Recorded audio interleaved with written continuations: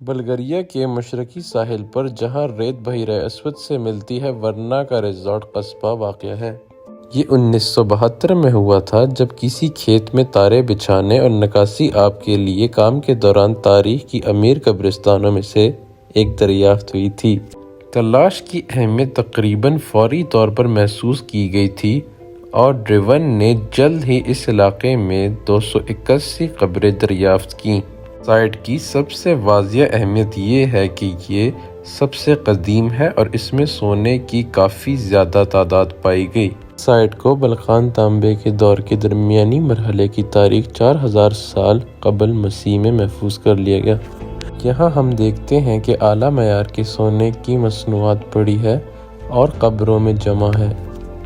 خاص طور پر ایک قبر میں سونے کی 216 اشیاء تھی جن کا وزن 1092 گرام تھا۔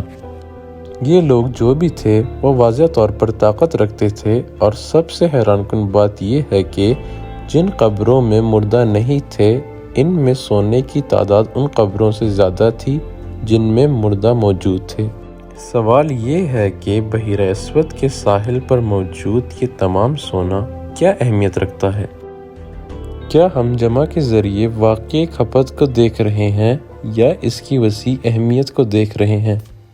اس سوال کا جواب دینے کے لیے ہمیں دوسری چیزوں کو دیکھنا چاہیے جن کے ساتھ لوگ دفن کیے گئے تھے، نہ کہ صرف سونا۔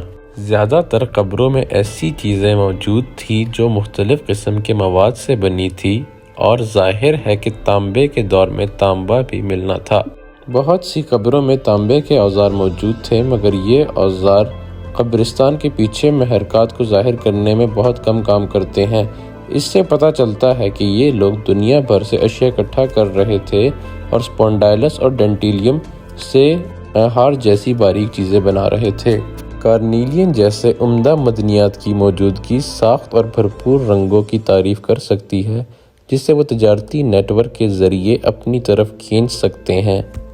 گریفائٹ میں بیان کردہ جیومیٹرک ڈیزائن کے ساتھ سیرامک سجایا جاتا ہے اور انتہائی اسٹائلائزڈ اعداد و شمار ڈیزائن کی ساخت اور اس کے بنانے میں شامل تمام عناصر کی تعریف کو ظاہر کرتا ہے۔ اشیاء کی حد شاندار طور پر تیار کردہ پریشر فلاک آبسیڈین شیشے کے چاقو سے لے کر خواتین یا دیوی دیوتاؤں کی جھاگ کی نقش و نگار بنانے میں نسبتاً آسان ہے، اور یہاں تک کہ چھوٹے فرنیچر اور پیالے جو تقریباً ہماری آنکھوں کے لیے کھلونوں کی طرح ہیں۔